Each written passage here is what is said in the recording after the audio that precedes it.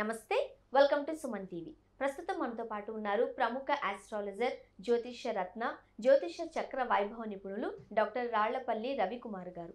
నమస్తే గురుగారు. నమస్కారం అమ్మా. గురుగారు, 2024 మార్చి నెలలోని ద్వాదశ రాశుల్లో వివిధ రాశుల వారికి ఏ విధంగా ఉందో మనం తెలుసుకుందామండి.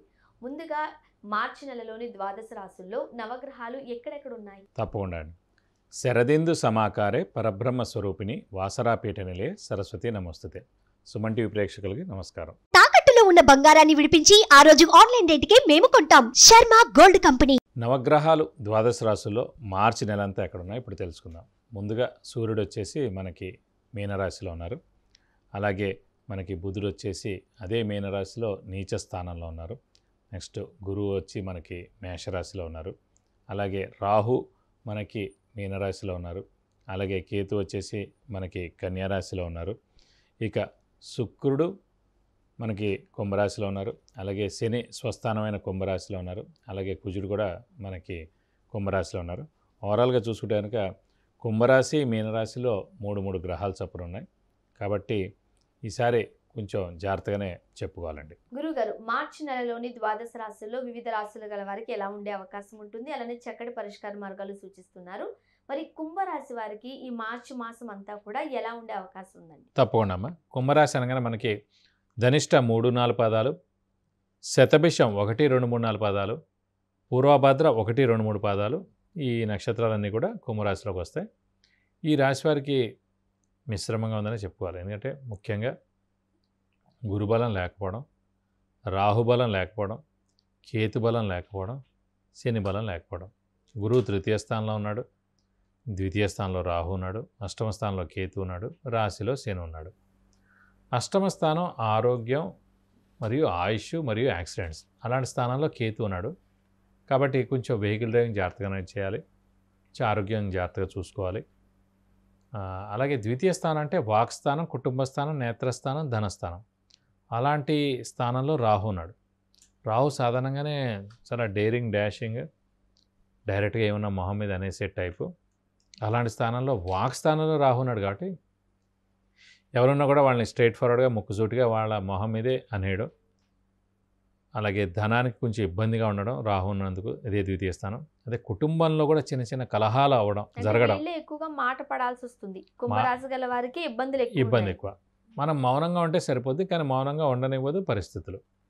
అది కుటుంబంలో అవ్వచ్చు, బంధువుల్లో అవ్వచ్చు, ఆఫీసులో అవ్వచ్చు, మనకి చుట్టాల్లో కానీ ఎక్కడైనా కూడా ఇదే పరిస్థితి ఉంటుంది. కాబట్టి మనం జాగ్రత్తగా ఉంటే బెస్ట్, మౌనంగా ఉండడం. సో అలాగే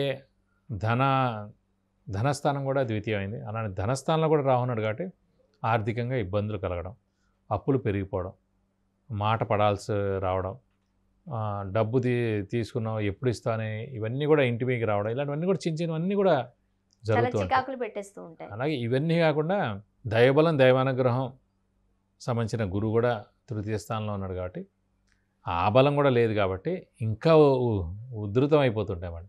ఇవన్నీ పోనీ పర్లేదు అనుకుంటే శని కూడా రాశిలో ఉండడం, విపరీతమైన బద్ధకం పెరిగిపోవడం, ఏ పని చేయాలనుకోకపోవడం, ఇవన్నీ కూడా కలగజేస్తాయండి. కాబట్టి కుంభరాశి వారికి కొంచెం గడ్డు కాలం అని చెప్పాలి, చాలా గడ్డు కాలం అని చెప్పాలి. గడ్డు కాలం అంటే ఎటువంటి గ్రహ ప్రభావాలు అంటారు మీరు? అదేనా, మెయిన్ గ్రహాలు 4 అండి. రాహు, కేతు, గురువు, శని. గోచారీత్యా చూసినాం 4 గ్రహాలు బలం శూన్యం ఉంది. సో అన్ని విధాల ఇబ్బందులు, శ్రమ, కాలం, ధనం వ్యర్థం అవడం, అవసరానికి డబ్బులు సమకూరకపోవడం, రావాల్సిన బాకీలు వసూలు అవ్వకపోవడం, స్పెక్యులేషన్స్ వాళ్ళకి అస్సలు వెళ్ళొద్దు, షూరిటీస్ పెట్టద్దు, మధ్యవర్తిత్వం వహించద్దు, ఎవరికి హామీలు ఉండకండి, మౌనంగా ఉండడం ఉత్తమం. మిత్రులు శత్రువులు అవుతారు. ఎప్పుడు అనని వాళ్ళు కూడా అంటుంటారు, చూసా వాడు మారిపోయాడని. ఈ కుంభరాశి వాళ్ళు ఏం మారిపోలేదు, మారిపోయింది అవతల వాళ్ళు. కానీ ఆ శని, ఈ గురుబలం లేకపోవడం, ఈ రాహుకేతుల బలం చేత మనం చెడ్డవాళ్ళ అవతల వాళ్ళకి కనిపిస్తుంటాం. సో ఏలినాటి శని అంటున్నారు కదా, మరి ఏలినాటి శని ప్రభావం ఎంతవరకు ఉంటుంది, దాని గురించి ఒకసారి వివరిస్తారా? అంటే ఇప్పుడు మనకి 4 సంవత్సరాలే అయిందండి ఏలినాటి శని, ఇంకా 3.5 సంవత్సరాలు ఉంది. సో ప్రస్తుతం కుంభరాశిలోనే శని ఉంది. కాబట్టి ఇంకొంచెం ఇంపాక్ట్ ఎక్కువగా ఉంటుంది. అదే కనీసం గురుబలం ఉందనుకోండి, 30% అమ్మయ్య గురువు చూసుకుంటున్నాడు అనుకోవచ్చు. రాహు కేతులు ఉన్నారనుకోండి, అమ్మయ్య 10-10 చూసుకుంటున్నాను అనుకోవచ్చు. సో రాహు బలం లేదు, కేతు బలం లేదు, గురు బలం లేదు. సో మొత్తం ఈ శని బలం లేదు. సో 80% ప్రాబ్లం ఫేస్ చేయాల్సి వస్తుంది. సో దీనివల్ల ఎక్కువ ఇబ్బందికర పరిస్థితులు ఉన్నాయంటారా? అవునమ్మా. ఓకే. మరి వీళ్ళకి ఇన్ని టెన్షన్స్ మధ్య ఆరోగ్యం ఎట్లా ఉండే అవకాశం ఉంది? అదే అనవసరమైన స్ట్రెస్, స్ట్రెయిన్, మానసిక ఆందోళన, ఎవరో అన్న మాటలు పట్టించుకోవడం, ఇవన్నిటితో కూడా ఈ చిక్కులు చికాకులు పెరిగిపోవడం, డబ్బు ఖర్చు పెరిగిపోవడం, అప్పులు పెరగడం, ఇంట్లో భార్యాభర్తల మధ్యన కూడా తగు అవడం, ఆఫీసుల్లో చిన్న చిన్న ఇబ్బందులు కలగడం, ఉద్యోగం మారాల్సి వచ్చేంత అవసరం కూడా ఏర్పడడం, ఇలాంటివన్నీ కూడా జరుగుతుంటాయి కుంభరాశి వారు. అండ్ మీరు ద్వితీయ రాహు ప్రభావం అంటున్నారు కదా, దాని ప్రభావం ఎంతవరకు ఉండే అవకాశం ఉంది? అదే దాని ప్రభావం ముఖ్యంగా అయిపోయిన ద్వితీయ స్థానం అంటే వాక్స్థానం, కుటుంబ స్థానం, నేత్రస్థానం, ధనస్థానం. సో వాకులో ప్రాబ్లం, ధనానికి ప్రాబ్లం, సో నేత్రం అంటే కళ్ళు ప్లస్ ఆరోగ్యానికి. సో ఇలా అన్నిటి రీత్యా కూడా ప్రాబ్లంగానే ఉంది.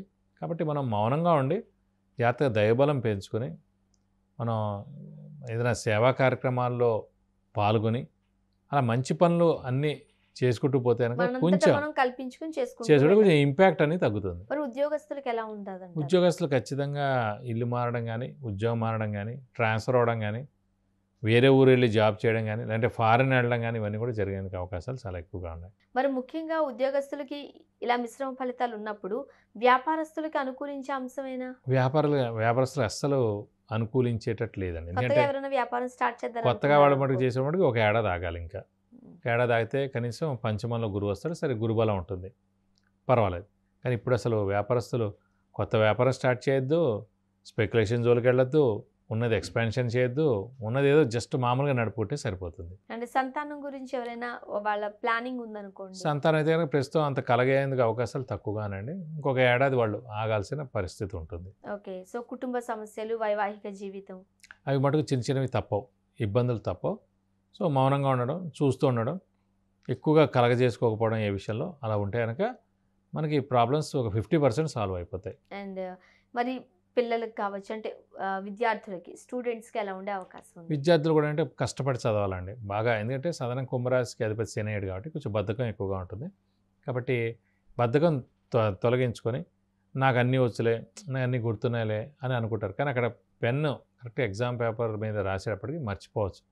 ఒక పాయింట్ మెయిన్ పాయింట్ రాయాల్సింది మామూలు పాయింట్ రాయొచ్చు. సో మార్కులు అలా తగ్గచ్చు. ఎందుకంటే బాగా హార్డ్ వర్క్ చేయండి, బాగా కష్టపడండి. కష్టపడితేనే తప్పకుండా మీకు మంచి రిజల్ట్ ఉంటుంది. చాలా ఎక్కువ ఇబ్బందికరమైన పరిస్థితులే కుంభరాశి వరకు ఉన్నాయి కాబట్టి ఎవరిని పూజిస్తే మంచిదంటారు? మనకు కుంభరాశి కానీ, కుంభలగ్నం వారు కానీ, పంచమ స్థానాధిపతి అంటే మిథున రాశి అధిపతి బుధుడయ్యాడు కాబట్టి వినాయకుడు లేదా వెంకటేశ్వర స్వామిని ఎక్కువగా పూజిస్తే మంచిది. అలాగే వాళ్ళు ఎక్కువగా ఇష్టపడే దేవుళ్ళు కూడా వినాయకుడు లేదంటే వెంకటేశ్వర స్వామి మనం అనుకోవచ్చు. కాబట్టి వినాయకుడికి ముఖ్యంగా మనం ప్రతిరోజు అష్టోత్తరం చదువుకోవడం, అలాగే వెంకటేశ్వర స్వామి అష్టోత్తరం చదువుకోవడం, ఇలాంటివి చేస్తే కనుక మీకు కొంచెం మంచి రిలీఫ్ ఉంటుందని చెప్పచ్చు. చాలా ఇబ్బందికర పరిస్థితులు ఉన్నాయి కాబట్టి ఈ మాసం అంతా ఎటువంటి పరిష్కార మార్గాలు పాటిస్తే మంచిది? అంటే ఇంకా మనకి ఏలినాటి శని ఒక 3.5 సంవత్సరాలు ఉంది కాబట్టి ఇంకా ఫిక్స్డ్గా శని రిలేటెడ్ రెమెడీస్ పాటించాలని. శని రెమెడీస్ అంటే ప్రతి శనివారం ఉపవాసం ఉండడం, ఆంజనేయ స్వామి, వెంకటేశ్వర స్వామిని ఎక్కువగా ఆరాధించడం, ప్రతిరోజు ఆంజనేయ స్వామి అష్టోత్తరం చదువుకోవడం, అలాగే వెంకటేశ్వర స్వామి అష్టోత్తరం చదువుకోవడం, అలాగే వీలైతే ఒక శనివారం రోజు రక్తదానం చేయడం. ఇంకా ఉధృతంగా ఉందనిపిస్తే మటుకు శనికి 19,000 సార్లు జపం చేయించి నల్ల నువ్వులు 200 గ్రాములు దానం ఇస్తే కనుక దోషం మొత్తం తొలగిపోతుంది. గురుగారు, కుంభరాశి వారికి మిశ్రమ ఫలితాలు కాదు, కాస్త ఇబ్బందికరమైన పరిస్థితులే ఉన్నాయి. అండ్ ఆ పీరియడ్ కూడా చాలా ఎక్కువ సమయం ఉందంటున్నారు కాబట్టి ఇంకాస్త జాగ్రత్తగా ఉండడం మంచిది. మీరు అంటున్నట్టుగా సో ఎంత మౌనంగా ఉంటే అంత మంచిది. ఒకవేళ ఎటువంటి ఇబ్బందికర పరిస్థితులు ఉన్నప్పటికీ మనమే తల ఉంచుకుని పక్కకి జరిగిపోవడం మంచిదని చెబుతున్నారు. సో చాలా యూస్ఫుల్ మెసేజ్ ఇచ్చారండి. అండ్ మార్చి నెలలోని ద్వాదశ రాశుల్లో కుంభరాశి వారికి ఏ విధంగా ఉండే అవకాశం ఉంది, అలానే చక్కటి పరిష్కార మార్గాలు అందించారు. ధన్యవాదాలు. నమస్కారం. సుమన్ టీవీ ప్రేక్షకులకు విద్య గురించి కానీ, ఉద్యోగానికి సంబంధించి కానీ, వివాహానికి సంబంధించి కానీ, కుటుంబ సమస్యలకు సంబంధించి కానీ, వ్యాపారానికి సంబంధించి కానీ, ఇతరత్ర ఎటువంటి సమస్యలు ఉన్నప్పటికీ మీకు కింద స్క్రోల్ అయిన నంబర్కి కాల్ చేయవచ్చు, లేదా వాట్సాప్ కూడా చేసి గురుగారు అపాయింట్మెంట్ తీసుకుని గురుగారితో మీరు నేరుగా మాట్లాడి చక్కటి పరిష్కార మార్గాలు పొందగలరు. ధన్యవాదాలు.